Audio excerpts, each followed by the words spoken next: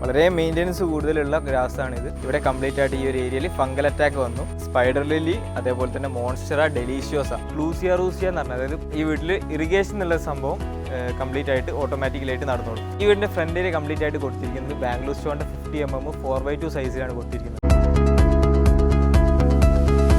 നമസ്കാരം, കാട് ലാൻഡ്സ്കേപ്പിൻ്റെ പുതിയൊരു വീഡിയോയിലേക്ക് എല്ലാവർക്കും സ്വാഗതം.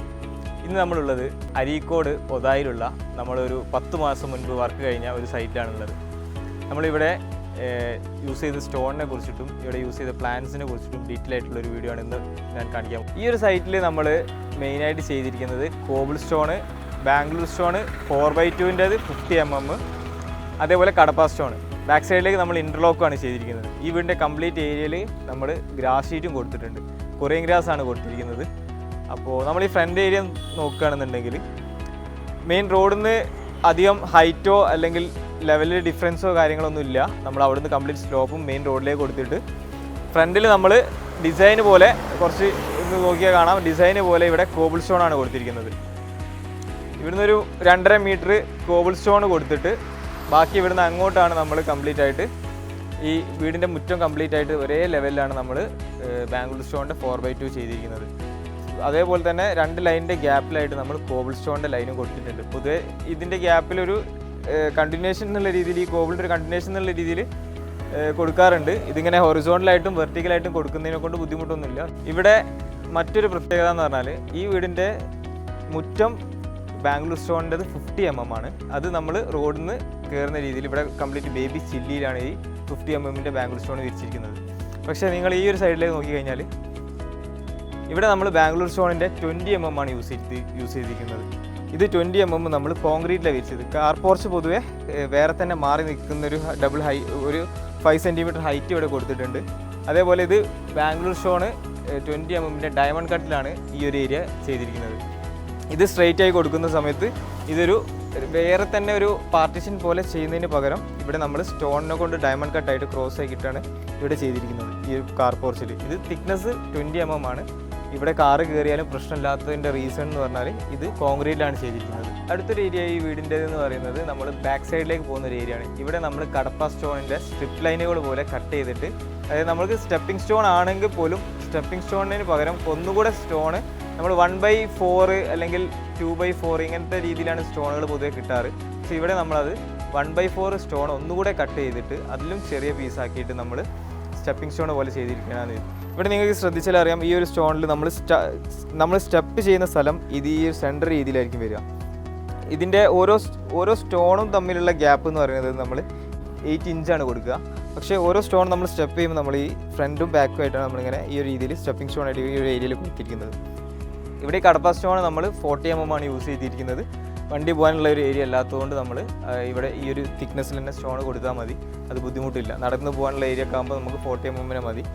കടപ്പ സ്റ്റോണിൻ്റെ 4x2 സൈസ് കൊണ്ടുവന്നിട്ട് സൈറ്റ് ഇവിടെ തന്നെ കട്ട് ചെയ്തിട്ടാണ് ഈ ഒരു രീതിയിൽ നമ്മൾ സ്ട്രിപ്പ് ലൈൻ പോലെ ചെയ്യുന്നത്. അതിൻ്റെ ഗ്യാപ്പിൽ നമ്മൾ ഗ്രാസ് ഷീറ്റ് കൊടുത്തിട്ടുണ്ട്.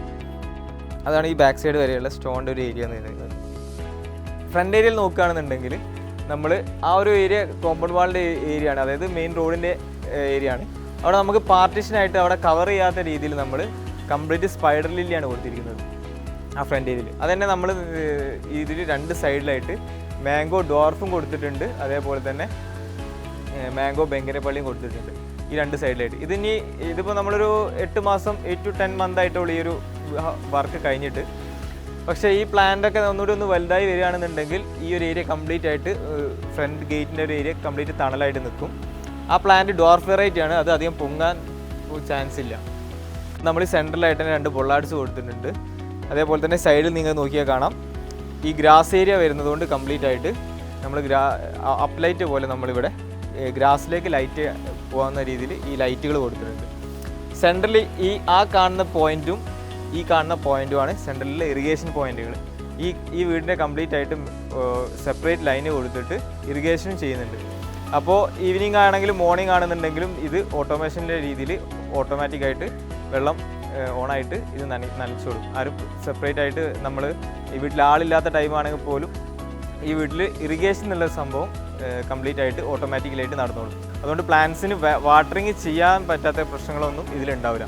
ഇവിടെ നമ്മൾ കംപ്ലീറ്റ് ആയിട്ട് ഒരു പാർട്ടീഷനാണ്, അപ്പുറത്തൊരു വീടുണ്ട്, അതുകൊണ്ട് പാർട്ടീഷനായിട്ട് ഈ സൈഡ് കംപ്ലീറ്റ് ആയിട്ട് നമ്മൾ പാമ്പാണ് കൊടുത്തിരിക്കുന്നത്, അരിക്ക പാമ്പ് എന്ന് പറയുന്നത്.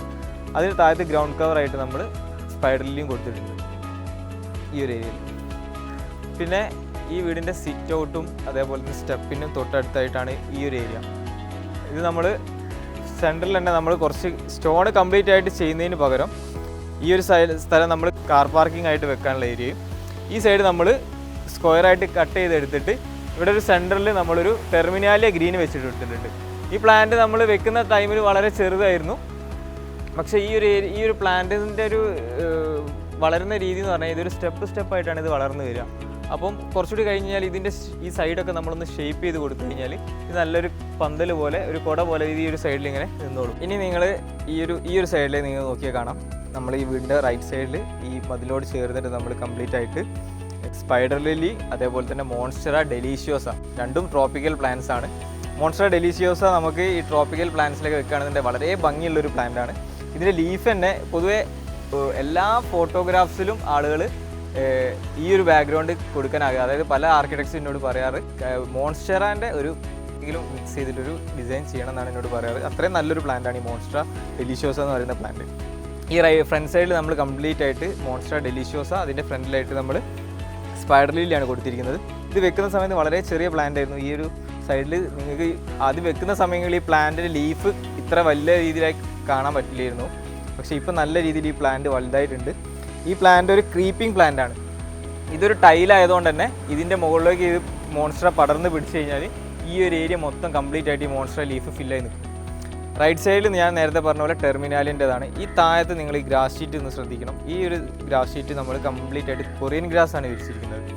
വളരെ മെയിൻ്റെനൻസ് കൂടുതലുള്ള ഗ്രാസാണിത്. 3 മന്ത് കൂടുമ്പോൾ നിർബന്ധമായിട്ടും കട്ട് ചെയ്തിട്ടും ഇതിൻ്റെ കിള പറിച്ചിട്ടില്ല എന്നുണ്ടെങ്കിൽ, അതായത് ബീഡ്സ് പറിച്ചിട്ടില്ല എന്നുണ്ടെങ്കിൽ ഈ കൊറിയൻ ഗ്രാസ് കേടായി പോകാനുള്ള ചാൻസ് വളരെ കൂടുതലാണ്.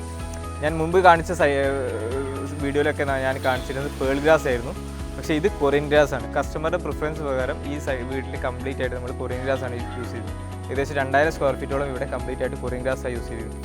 ഇവിടെ നമ്മൾ ഈ ഒരു ഏരിയയിൽ നമ്മൾ 6 മന്ത് മുൻപ് പ്രൂണിങ് ചെയ്ത ഈ ഒരു സൈറ്റ് ആയിരുന്നു ഇത്. പക്ഷേ ഇത്തവണ ഇവിടെ ഒരു കട്ടിങ് ചെയ്യാനുള്ള ടൈം ലാഗ് ആയതുകൊണ്ടാണ് ഇവിടെ കംപ്ലീറ്റ് ആയിട്ട് ഈ ഒരു ഏരിയയിൽ ഫംഗൽ അറ്റാക്ക് വന്നു. അതുകൊണ്ടാണ് ഈ ഒരു ഏരിയ കംപ്ലീറ്റ് ആയിട്ട് ഉണങ്ങിപ്പോയത്. ഇതിനി നമ്മളുടെ ടീം കഴിഞ്ഞ വീക്ക് ഇവിടെ വന്നിട്ട് കംപ്ലീറ്റ് ആയിട്ട് ഇത് കട്ട് ചെയ്തിട്ട് ഇതിൽ ടാറ്റാഫിൻ അങ്ങനത്തെ ഫംഗൽ കാര്യങ്ങളൊക്കെ പോകാനുള്ള മരുന്ന് അടിച്ചിട്ടുണ്ട്. അതുകൊണ്ടാണ് ഈ പുല്ല് നിൽക്കുന്നത്. ഇനി ഈ ഒരു മഴക്കാലം കഴിഞ്ഞ് ഇതൊന്ന് കംപ്ലീറ്റ് ആയിട്ട് ഇത് പുതിയ ഷൂട്ടിൽ നിന്ന് വരുന്നിട്ട് ഈ കംപ്ലീറ്റ് ആയിട്ട് ഇവിടെ ഒരു ഫില്ലായി നിൽക്കുന്നതാണ്. അടുത്തൊരു ഏരിയയാണ് ഈ വീടിൻ്റെ ബാക്ക് സൈഡിലേക്ക് പോകുന്ന ഒരു ഏരിയ. ഇവിടെ നമ്മൾ പോകുന്ന വഴിയിൽ കംപ്ലീറ്റ് ആയിട്ട് നമ്മൾ കടപ്പ സ്റ്റോൺ, ഞാൻ നേരത്തെ പറഞ്ഞ പോലെ തന്നെ കടപ്പ സ്റ്റോണിൻ്റെ സ്ട്രിപ്പ് ലൈനുകളാണ് കൊടുത്തിരിക്കുന്നത്. ഒരാൾക്ക് നടന്നു പോകാൻ പറ്റുന്ന ഒരു ഏരിയ മാത്രമേ ഈ ഒരു ഏരിയയിലേക്ക് ബാക്കിലേക്ക് വരുന്നുള്ളൂ. ബാക്ക് സൈഡിൽ എത്തിക്കഴിഞ്ഞാൽ കംപ്ലീറ്റ് ആയിട്ട് ഇവിടെ ബാംഗ്ലൂർ സ്റ്റോണിൻ്റെ തന്നെ 4x2 നമ്മൾ ഫ്രണ്ട് ചെയ്ത് അതേപോലെ തന്നെ 4x2ൻ്റെ പീസ് കംപ്ലീറ്റ് ആയിട്ട് ബാക്കിൽ ഈ ഒരു ഏരിയയിൽ ഇവിടെ അത്യാവശ്യം നല്ല വിടുത്തുള്ളൊരു ഏരിയ ആയതുകൊണ്ട് തന്നെ 2 ലൈന് ബാംഗ്ലൂർ സ്റ്റോണും ബാക്കിയുള്ള ഒരു 4 ഫീറ്റിൽ നമ്മൾ ഗ്രാസ് ഷീറ്റുമാണ് കൊടുത്തിരിക്കുന്നത്. ഇവിടെ ഗ്രാസ് ഷീറ്റിന് സെൻട്രലായിട്ട് നമ്മൾ ത്രൂ ഔട്ട് നമ്മൾ ഫ്രൂട്ട് പ്ലാന്റ്സും വെച്ച് കൊടുത്തിട്ടുണ്ട്. സാന്തോൾ ഉണ്ട്, റെഡ് ജാക്ക് ഉണ്ട്, മാംഗോ ഉണ്ട്. അങ്ങനെ ഈ ഒരു ഏരിയ കംപ്ലീറ്റ് ആയിട്ട് നമ്മൾ 3 പ്ലാന്റോളം ഇവിടെ ഫ്രൂട്ട് പ്ലാന്റ്സോളം ഇവിടെ വെച്ച് കൊടുത്തിട്ടുണ്ട്. പിന്നെ അടുത്തത് വീടിനോട് ചേർന്നിട്ടുള്ള ഈ ഒരു ഏരിയ. ഇവിടെ നമുക്ക് ഒരു ബെഡ്റൂമിൻ്റെ വിൻഡോ ആണ് കാണുന്നത്. ആ സൈഡിൽ നമ്മൾ വിൻഡോ കവർ ചെയ്യാത്ത രീതിയിൽ താഴെ മൊത്തം നമ്മൾ ഹെലിക്കോണിയ കൊടുത്തിട്ടുണ്ട്. കാരണം കലാത്തി ലൂട്ടിയ പോലത്തെ പ്ലാന്റ്സ് വെക്കുന്ന സമയങ്ങളിൽ ഈ വിൻഡോ കംപ്ലീറ്റ് ആയിട്ട് കവർ ചെയ്ത് വളർന്നു പോയി കഴിഞ്ഞാൽ അവിടെ നിന്നോട്ടുള്ള വ്യൂ കട്ടാവും. അതേപോലെ തന്നെ ഈ വിൻഡോ തുറക്കാനോ അടയ്ക്കാനോ പറ്റാത്ത ബുദ്ധിമുട്ടുകളുണ്ടാവും. അതുകൊണ്ട് ആ ഏരിയ കംപ്ലീറ്റ് ആയിട്ട് ഇപ്പം നിങ്ങൾക്ക് വീഡിയോ കണ്ടാൽ അറിയാം, ഈ താഴെ മൊത്തം നമ്മൾ വിൻഡോൻ്റെ താഴത്ത് ആ ഒരു ഹൈറ്റിൽ തന്നെ ഈ ഹെലിക്കോണിയ വളർന്ന് നിൽക്കുന്നുള്ളൂ. അതിൽ മുകളിലോട്ട് പോകാനുള്ള ചാൻസ് ഉണ്ട്, പക്ഷേ കുറച്ചുകൂടി ഗ്രോത്ത് കൂടുന്ന സമയങ്ങളാണ് ആ ഹൈറ്റിലേക്ക് പോവുക. ആ സമയങ്ങളിൽ നമ്മൾ ആ ഹൈറ്റിലുള്ള വലിയ പ്ലാന്റ്സ് കംപ്ലീറ്റ് ആയിട്ട് കട്ട് ചെയ്തിട്ട് താഴത്ത് വളർന്നിരിക്കുന്ന പ്ലാന്റ്സ് വെച്ചിട്ട് അത് നമ്മൾ ഹൈറ്റ് മെയിൻറ്റെയിൻ ചെയ്തിട്ട് കൊണ്ടുപോകും. അതിൻ്റെ താഴത്തായിട്ട് നമ്മൾ കുറച്ച് സ്പൈഡർ ലില്ലി കൊടുത്തിട്ടുണ്ട്. ഈ ഒരു കോർണറിൽ നിങ്ങൾക്ക് പാർട്ടീഷനായിട്ട് നിങ്ങൾ നോക്കിയാൽ കാണാം, അവിടെ ഈ കലാത്തി എലുകുട്ടിൻ്റെയും ഈ ഹെലിക്കോണിൻ്റെയും പാർട്ടീഷനായിട്ട് നമ്മളവിടെ ബാക്കിൽ റാഫിസ് പാമ്പ് കൊടുത്തിട്ടുണ്ട്, ഫിംഗർ പാമ്പ്. ഇനി ഈ ഒരു സൈഡിൽ കലാത്തി എലുകുട്ടി കൊടുക്കാനുള്ള റീസൺ എന്ന് പറഞ്ഞാൽ ഇവിടെ അധികം വിൻഡോസ് കാര്യങ്ങളൊന്നുമില്ല. അതേപോലെ തന്നെ ഇവിടെ ഹൈറ്റ് അവിടെ നിന്ന് മുകളിൽ നിന്ന് വരുന്ന വാട്ടർ ലൈന്, പൈപ്പ് ലൈൻ, ഇങ്ങനത്തെ കാര്യങ്ങളൊക്കെ ഈ കോർണറിലാണ് കൊടുത്തിരിക്കുന്നത്. അപ്പം ഇവിടുന്ന് പെട്ടെന്ന് ഒരാൾ നോക്കുന്ന സമയങ്ങളിൽ ഇവിടുന്ന് അങ്ങോട്ട് വ്യൂ നോക്കുമ്പം ആ പൈപ്പ് ലൈൻ കാണാനും പാടില്ല, പക്ഷേ ഇവിടെ നിന്ന് ഫില്ലായി നിൽക്കണം എന്നുള്ളൊരു പ്രിഫറൻസ് ആർക്കിടെക്റ്റ് പറഞ്ഞതുകൊണ്ടാണ് ഈ ഒരു ഏരിയയിൽ കംപ്ലീറ്റ് ആയിട്ട് കലാത്തിയ ലൂട്ടിയ കൊടുത്തിരിക്കുന്നത്. അതിൻ്റെ ഹൈറ്റ് നിങ്ങൾക്ക് നോക്കിയാൽ അറിയാം, ആ വീടിൻ്റെ ഒരു ഫസ്റ്റ് ഫ്ലോർ കംപ്ലീറ്റ് ഹൈറ്റിൽ ഈ കലാത്തിയ ലൂട്ടിയ എപ്പോഴും വളർന്ന് നിൽക്കുന്നുണ്ട്. അതുകൊണ്ട് തന്നെ ഇവിടെ നോക്കുന്ന സമയങ്ങളിൽ നിങ്ങൾക്ക് ആർക്കും ആ ഒരു പൈപ്പ് ലൈനോ അങ്ങനത്തെ ഒരു കാര്യങ്ങളോ ഒന്നും കാണാൻ കഴിയും. അടുത്തത് ഈ വീടിൻ്റെ ബാക്ക് സൈഡിലേക്ക് പോകുന്ന ഈ ഒരു ഏരിയ, ഇവിടെ നമ്മൾ ഒരു ഗ്യാപ്പ് കൊടുത്തിട്ട് കംപ്ലീറ്റ് ആയിട്ട് കടപ്പൻ്റെ സ്ട്രിപ്പ് ലൈനാണ് കൊടുത്തിരിക്കുന്നത്. കാരണം ഈ കാണുന്നത് വീടിൻ്റെ ഡൈനിങ് ഹാളാണ്. ഡൈനിങ് ഹാളിൽ നോക്കുന്ന സമയത്ത് നമ്മൾ കാണുന്ന ഈ ഒരു 2 പ്ലാന്റാണ്. ഈ പ്ലാന്റിനെ കുറിച്ച് പറയുകയാണെന്നുണ്ടെങ്കിൽ ഇത് ലൂസിയ റൂസിയ എന്ന് പറഞ്ഞാൽ, അതായത് ചില ആളുകൾ ഇതിനെ സിഗ്നേച്ചർ പ്ലാന്റ് എന്നാണ് പറയാം. ഇതിൻ്റെ ലീഫൊക്കെ ഭയങ്കര ഒരു കട്ടിയുള്ളൊരു ലീഫാണിത്, സിഗ്നേച്ചർ പ്ലാന്റ്. ഇതൊക്കെ ഒന്ന് വളർന്ന് വന്ന് ഈ ഒരു ഷേപ്പായി കട്ട് ചെയ്ത് വെക്കുകയാണെന്നുണ്ടെങ്കിൽ ഈ ഒരു ഏരിയയിൽ കംപ്ലീറ്റ് ആയിട്ട് ഇതൊരു തണലായിട്ട് നിൽക്കുന്ന ഒരു പ്ലാന്റാണ്. വീടിൻ്റെ ഉള്ളിൽ നിന്ന് ഡൈനിങ് ഹാളിലൊക്കെ നോക്കുന്ന സമയത്ത് മെയിനായിട്ട് കാണുന്ന ഈ ഒരു പ്ലാന്റ് കുറച്ചുകൂടി ഫില്ലായിട്ട് കുറച്ചുകൂടി കഴിഞ്ഞ് കഴിഞ്ഞാൽ ഇതൊന്ന് ഫില്ലായിട്ട് നിന്നോളും. അടുത്തത് ഈ വീടിൻ്റെ ബാക്ക് സൈഡാണ്, അതായത് കിച്ചൺ ഏരിയ. കിച്ചൺ ഏരിയയിലേക്ക് വരുമ്പോൾ നമ്മൾ കംപ്ലീറ്റ് ഇൻ്റർലോക്കാണ് ചെയ്തിരിക്കുന്നത്. ഇവിടെ ബാക്ക് സൈഡിൽ കിച്ചൺ ഏരിയ കംപ്ലീറ്റ്. പൊതുവെ കിച്ചൺ ഏരിയ നമ്മൾ പൊതുവേ ചെയ്യുന്ന സമയങ്ങളിൽ കസ്റ്റമറോട് പറയാറുണ്ട്, കിച്ചൺ ഏരിയ നമ്മൾ നീറ്റായിട്ട് കീപ്പ് ചെയ്യണമെന്നുണ്ടെങ്കിൽ നമുക്ക് ബാക്ക് സൈഡിൽ സ്റ്റോണ്, നാച്ചുറൽ സ്റ്റോണ്, അതേപോലെ അതല്ലെങ്കിൽ ഇൻ്റർലോക്ക് അങ്ങനെ എന്തെങ്കിലും ചെയ്യണമെന്നാണ്. ഈ വീടിൻ്റെ നെക്സ്റ്റ് ഒരു ഏരിയ ആണ് ഈ കാണുന്നത്. ഇവിടെ നമ്മൾ ഓപ്പോസിറ്റ് സൈഡിൽ ചെയ്ത പോലെ തന്നെ കംപ്ലീറ്റ് ആയിട്ട് കലാത്തിയ ലൂട്ടിയ ഹെലിക്കോണിയ സ്പൈഡർ ലില്ലിയുടെ ഇതിൻ്റെ മിക്സാണ്. ഇവിടെ നമ്മൾ വിൻഡോൻ്റെ താഴെ കംപ്ലീറ്റ് ആയിട്ട് ഹെലിക്കോണിയും സ്പൈഡർ ലില്ലിയും മിക്സ് ചെയ്ത് വെച്ചിട്ട് ആ ബീം വരുന്ന ആ ഒരു സൈഡിൽ മാത്രമാണ് നമ്മൾ കലാത്തിയ ലൂട്ടിയ കൊടുത്തിരിക്കുന്നത്. കാരണം വിൻഡോ ഓപ്പൺ ചെയ്യാനോ ക്ലോസ് ചെയ്യാനോ ബുദ്ധിമുട്ടാവുകയും ചെയ്യരുത്. പക്ഷേ ആ ഒരു ഏരിയ നമ്മൾ ബീം വരുന്ന ഏരിയയിൽ കുറച്ച് പ്ലാന്റിനെ കൊണ്ട് ലഷ് ആവണം എന്നുള്ളൊരു പ്രിഫറൻസ് ഉള്ളതുകൊണ്ട് നമ്മൾ അവിടെ കംപ്ലീറ്റ് ആയിട്ട് കലാത്തിയ ലൂട്ടിൻ്റെ വലിയ പ്ലാന്റ്സാണ് കൊടുത്തിരിക്കുന്നത്. ഇവിടെ നമ്മൾ അതേപോലെ തന്നെ സെയിം ഈ പൈപ്പ് കാര്യങ്ങളൊക്കെ വീടിൻ്റെ മുകളിൽ നിന്നും താഴത്തേക്കും അതേപോലെ പാട്ട് ലൈന് മറ്റേ AC ലൈനൊക്കെ പോകുന്ന ഒരു ഏരിയ ആയതുകൊണ്ട് ഇവിടെ നമ്മൾ കംപ്ലീറ്റ് ആയിട്ട് കലാത്തിയ ലൂട്ടിൻ്റെ ഹൈറ്റുള്ള പ്ലാന്റ്സും താഴത്ത് നമ്മൾ ഗ്രൗണ്ട് കവറായിട്ട് കുറച്ച് സ്പൈഡർ ലില്ലിയും ഹെലിക്കോണിയും ഈ സൈഡിലും കൊടുത്തിട്ടുണ്ട്. അടുത്തൊരു മെയിൻ ഏരിയ ആണ് ഈ വീടിൻ്റെ ലെഫ്റ്റ് സൈഡിലുള്ള ഈ ഒരു കാണുന്ന ഒരു ഏരിയ. നിങ്ങൾക്ക് അവിടെ നോക്കിയാൽ കാണാം, വലിയൊരു ഓപ്പൺ ഗ്ലാസ് ആണ് അവിടെ കൊടുത്തിരിക്കുന്നത്. അപ്പോൾ ഉള്ളിൽ നിന്ന് സ്റ്റെയർ കേസിൻ്റെ അവിടെ നിന്നൊക്കെ നോക്കുമ്പോൾ കാണുന്ന ഒരു വ്യൂ ഉള്ളൊരു ഏരിയ ആണ് ഈ ഒരു ഏരിയ. ഇവിടെ നമ്മൾ സെൻട്രലായിട്ട് തന്നെ നമ്മളൊരു ടെർമിനാലിയ ഫ്രണ്ട് കൊടുത്ത പോലെ തന്നെ ഒരു ടെർമിനാലിൻ്റെ വലിയൊരു പ്ലാന്റ് കൊടുത്തിട്ടുണ്ട്. ഈ ഒരു ഏരിയയിൽ നമ്മൾ കംപ്ലീറ്റ് ആയിട്ട് നമുക്ക് ഗ്രാസും അതേപോലെ തന്നെ പ്ലാന്റിങ് ഏരിയയും കംപ്ലീറ്റ് ആയിട്ട് വരുന്നതുകൊണ്ട് തന്നെ നമ്മളിവിടെ സ്പ്രിംഗ്ലർ ആണ് ഇവിടെ കൊടുത്തിരിക്കുന്നത്. ഇത് കുറച്ച് പവർ കൂടിയ സ്പ്രിംഗ്ലറാണ്.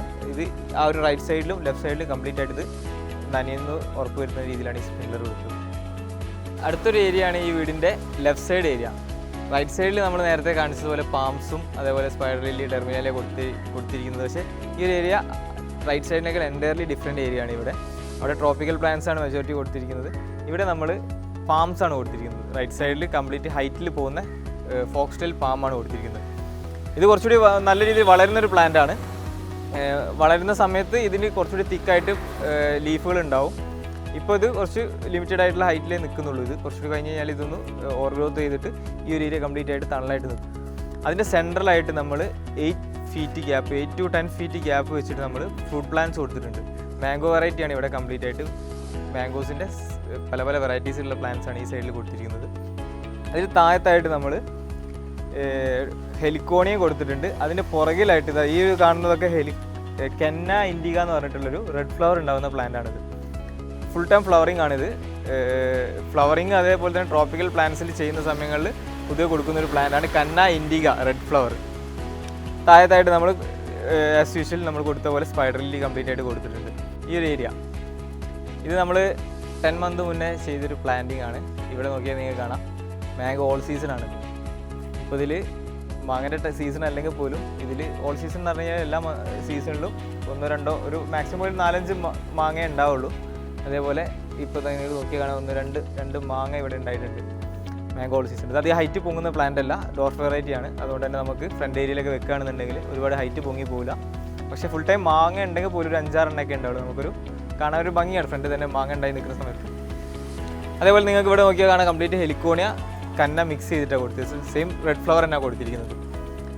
പിന്നെ ഈ ഒരു ഏരിയ മെയിൻ ഗേറ്റ് ആ ഒരു ഫ്രണ്ട് ഏരിയയിലാണെന്നുണ്ടെങ്കിൽ ഇവിടെ ഒരു പിക്കറ്റ് ഗേറ്റ് ആണ്.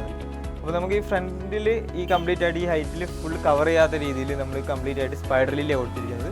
പക്ഷേ പിക്കറ്റ് ഗേറ്റിന് അവിടെ നിന്ന് ഇങ്ങനെ കയറി വരുന്ന സമയത്ത് ഇവിടേക്ക് നടന്നു പോകാനുള്ള സ്റ്റോൺ ഏരിയ ഒരു 4 ഫീറ്റ് മൊത്തം ഒരു 5 ഫീറ്റ് കൊടുത്തിട്ട് ബാക്കിയുള്ളൊരു കംപ്ലീറ്റ് ഗ്രാസ് ഷീറ്റാണ് ഇവിടെ കൊടുത്തിരിക്കുന്നത്.